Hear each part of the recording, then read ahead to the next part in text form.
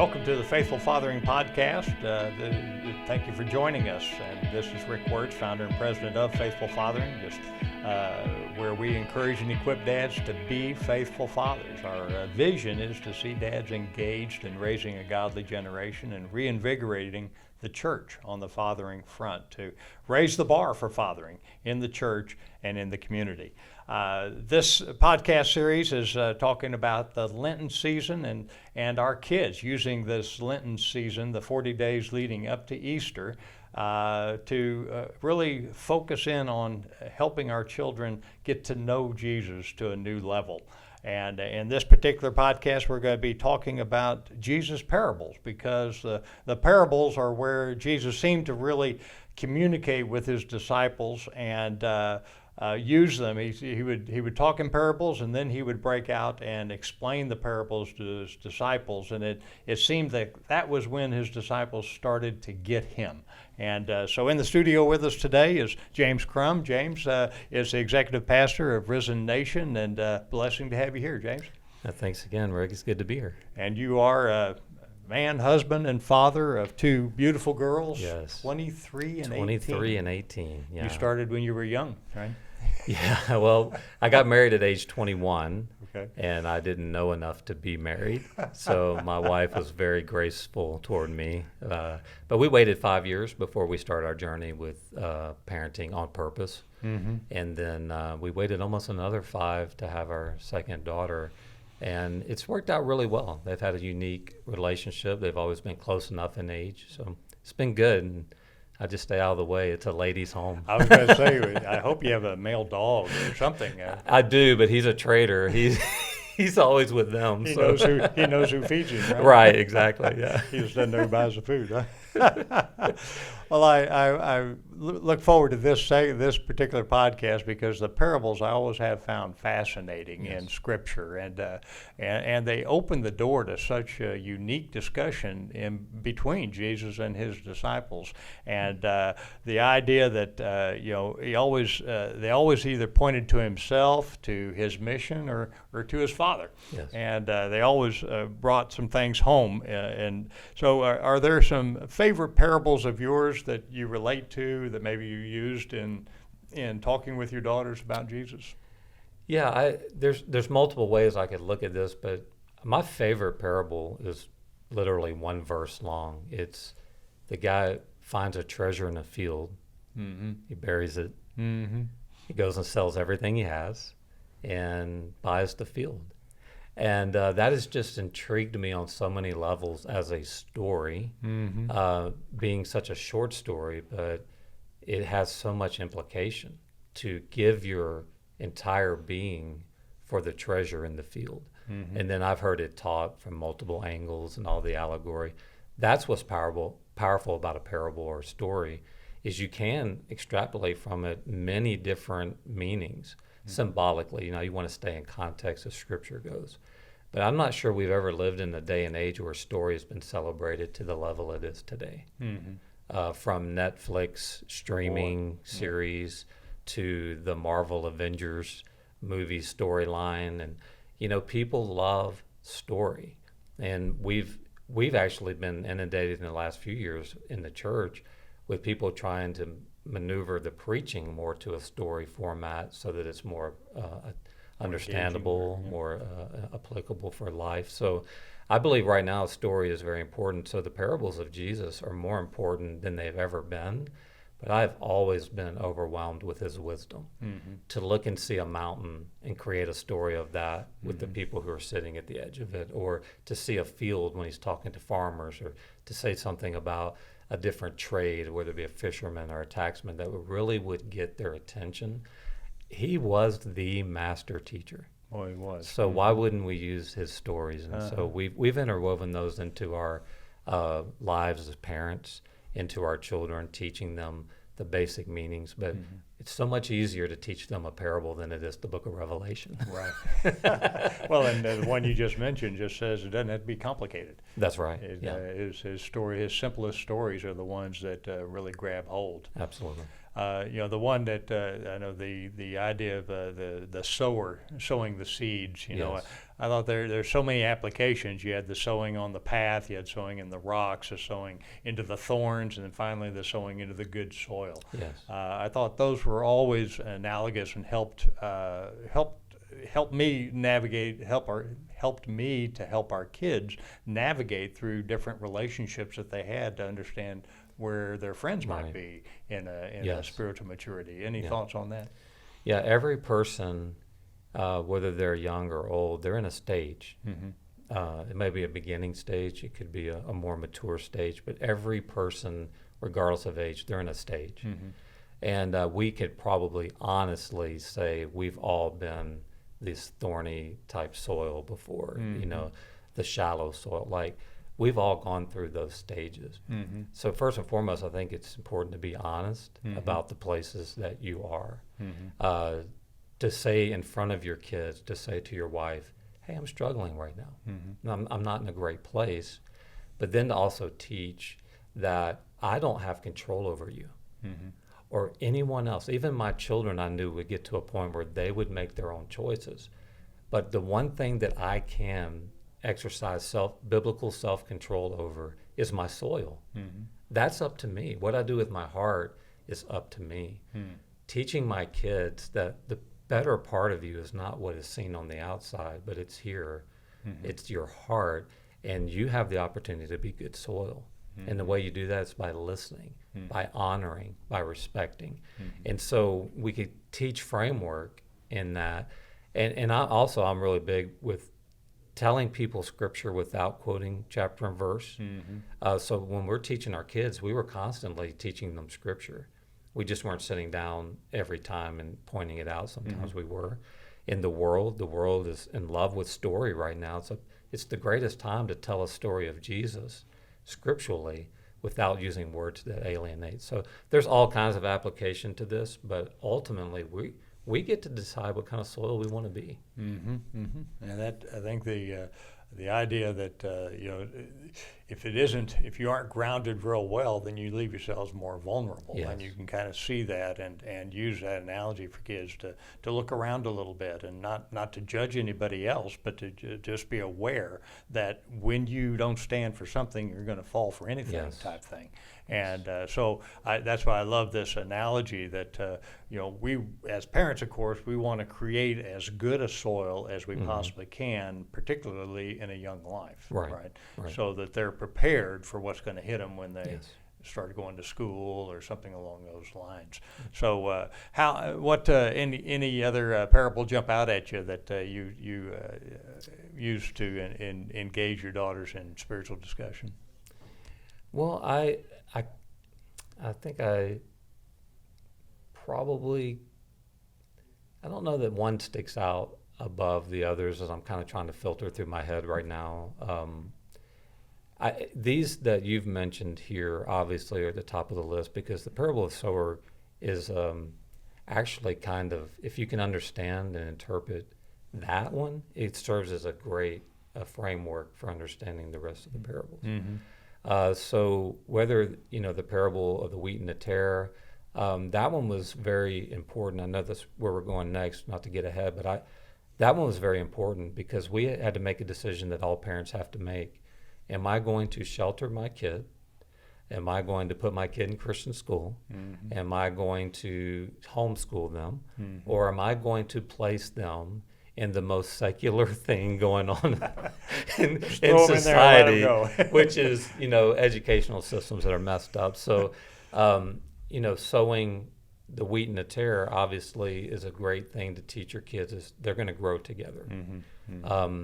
So that one, the parable of the sower, the one that I mentioned earlier, those are, pretty much all of the parables, but I'm trying to think of a scenario where we used one specifically, and I can't. My kids are older. I can't remember all the things I did, which is good and bad, right? That's right. I always say, I don't know if it was really technically a parable or a story, but I always think about the fellow that was arrested by the king to pay his debt, right? Yes. And yes. he owed a 10,000 denarii or something Right. like it, which was an incomprehensible. It wasn't going to get paid back. It was a Right. lifetime plus worth of wages, and so he pleads to the king forgives his debt, Yes. and then someone comes up to him that essentially owes him $20, and he strangles him and says, give me my money, or I'm going to be thrown in prison. Right. And Oh, yeah. I thought, what an analogy that, that's where I use with my kids, say, this is the level of forgiveness, because I grew up in a violent alcoholic home, and when I reconciled with Dad, somebody would say, well, how could you forgive him for some of the stuff? And I said, do you see the comparison here of what Jesus did for us? Oh, wow. And how could I possibly hold back forgiveness from? And actually, it wasn't forgiving him. I was actually asking him to forgive me, because I had judged a man I had no right to judge. Wow. Right? Wow. So that's how gracious God is. And I always love that story or parable. I don't know whether it's a true story or not. I'm trying to remember now whether the context it was in Scripture, but it just always resonated with me that anything we're dealing with in this world is $20. Yeah, right, yeah. It's not 10,000 denarii, right? That's a great point of view, honestly. And I thought, how silly it is to hold a grudge. How silly, Right. this life is too short to be angry or to hold grudges or to judge somebody else or anything along those lines. But so that's one of my favorites that always hits me. Another one is of course the talents. What do you do? Are we just supposed to sit on it, or are we supposed to move? It's like, are you does that shovel dig a hole just by leaning on it, or do you have to do something? Right? Yes. You have to be obedient on the journey. But I don't want to get too far off track. I know the point, the sower of the seeds, the fact that he prepares us to understand that the thorns are going to come up in life, and they're going to try to choke you out. Absolutely. And I think that's again where I run into kids that are struggling getting cut from their first football team, or they're struggling with bad grades. Yes. And these are the things that the world tries to say it's all about performance,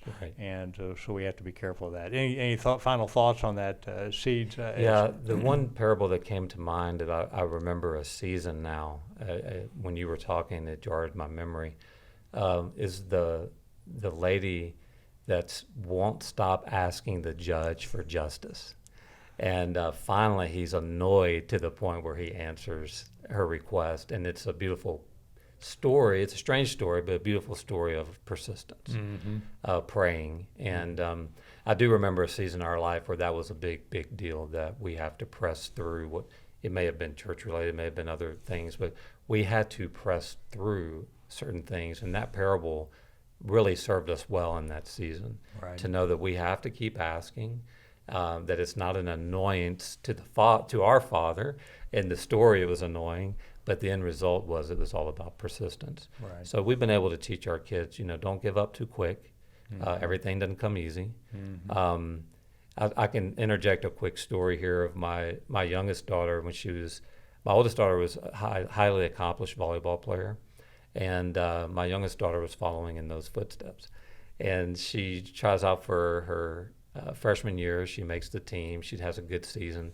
She goes back for her sophomore year, and she comes home after tryouts, and she didn't make the team. She got cut the first day. And I'm looking at her like, you were a starter last year.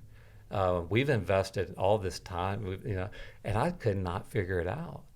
And I was like, well, I'm going to have to call and talk to the coach. It just doesn't sound right. And she That's goes, what dads do. Dad, yeah, exactly. I was about to fix it. Yeah. She's, Dad, don't do that. Dad, don't do it. And I'm like, well, I'll be kind, but what's going on? And she goes, Dad, I didn't want to make the team. I didn't try. I lagged back on purpose. And I went from being mad at the coach to infuriated with her. Like, what do you mean you didn't try? Like, what? And she's just like, well, I just thought it would be something that would disappoint y'all because you've been so supportive.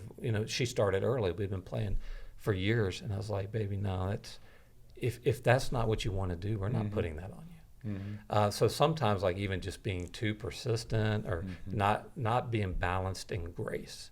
with our kids and trying to fix things prematurely without hearing their heart. These are all things that, jars my memory of trying to be a healthy father for my kids. Right.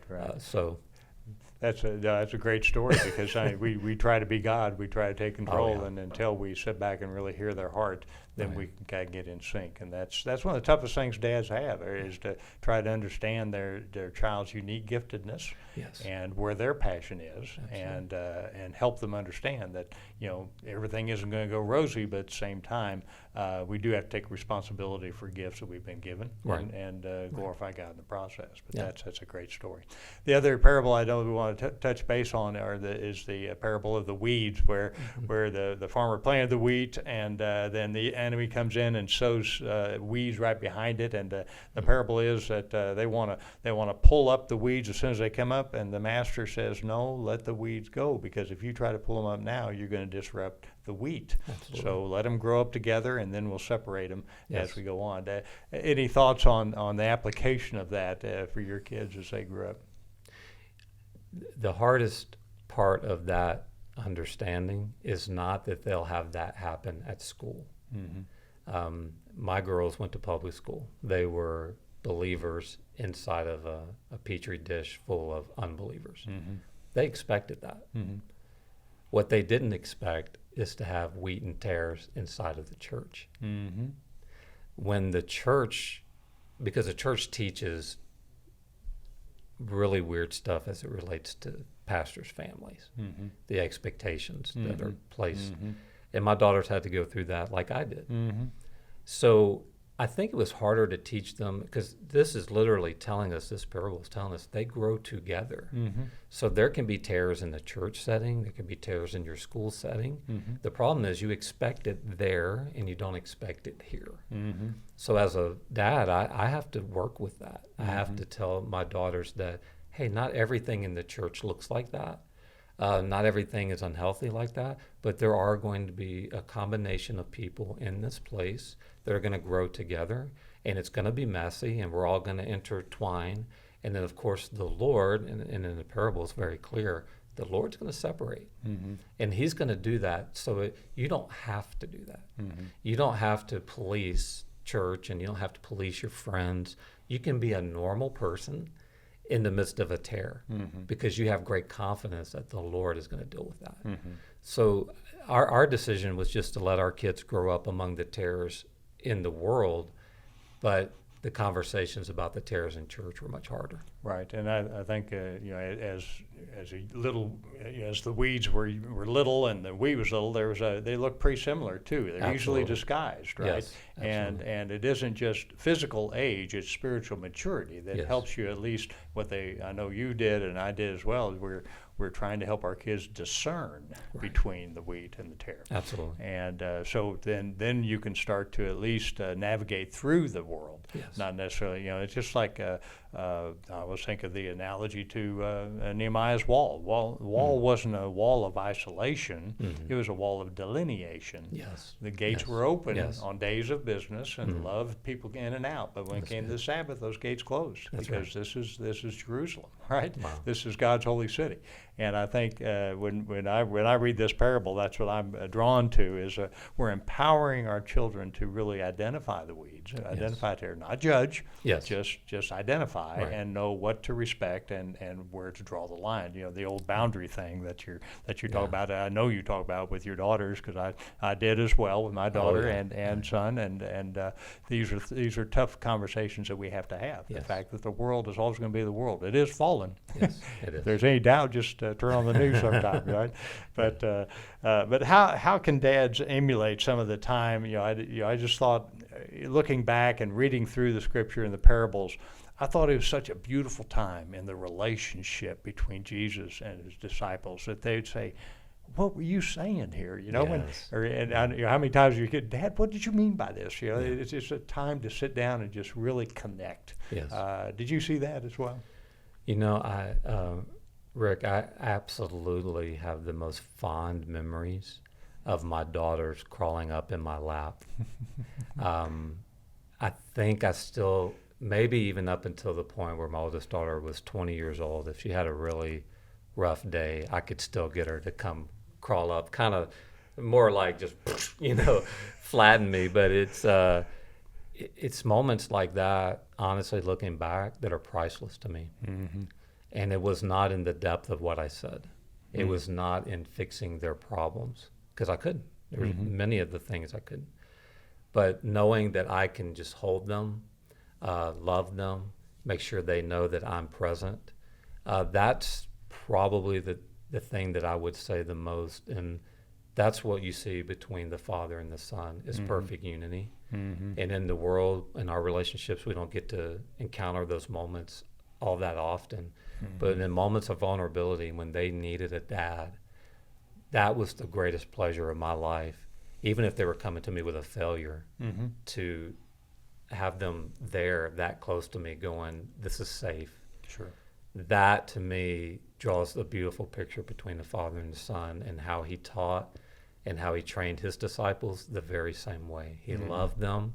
He shared insights with them that other people didn't get to see and hear. And if we could do that as dads, I think it'd be a huge win. Right, and that's a great tip for dads. I know, as a dad with girls, there's no greater feeling than coming home and all arms and legs around you. Hey, up hug, Daddy, up hug, Daddy. It's the best. But then as they mature, that gets a little uncomfortable. Yeah. And so what you're saying, and what I hear, is that we've got to be smart. And to this day, my daughter's 30. She's 36. And to this day, I'll swing her to the side, and that's our up hug together. Oh, absolutely. And her husband doesn't. He tolerates me. But but I just think that's so important. You talk about a safe place. The disciples knew they were safe with Jesus. They weren't he was going to be straight with them, and I think that's huge. So, any other final thoughts or encouragement for dads on the parables? Well, I think we need to make it as simple as we can, because that's what he did.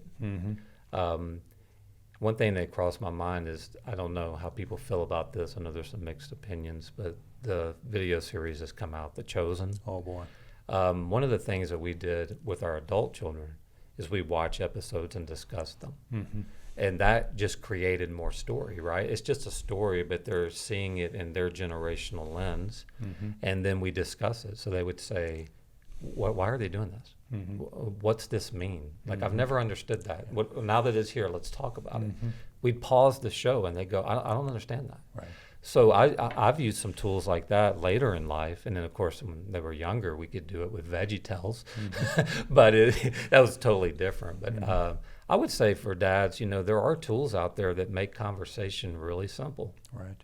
Things like The Chosen. Yeah, I think that's a fabulous example, and I agree with you all the way. So dads, hear that word, to bring that biblical view into your discussions and your spiritual discussions between Sundays, to bring to life some of these parables, be candid in discussions, be real, and connect as disciples did with Jesus. They got Jesus as a function of him explaining these parables. May your children get you as you have discussions with them.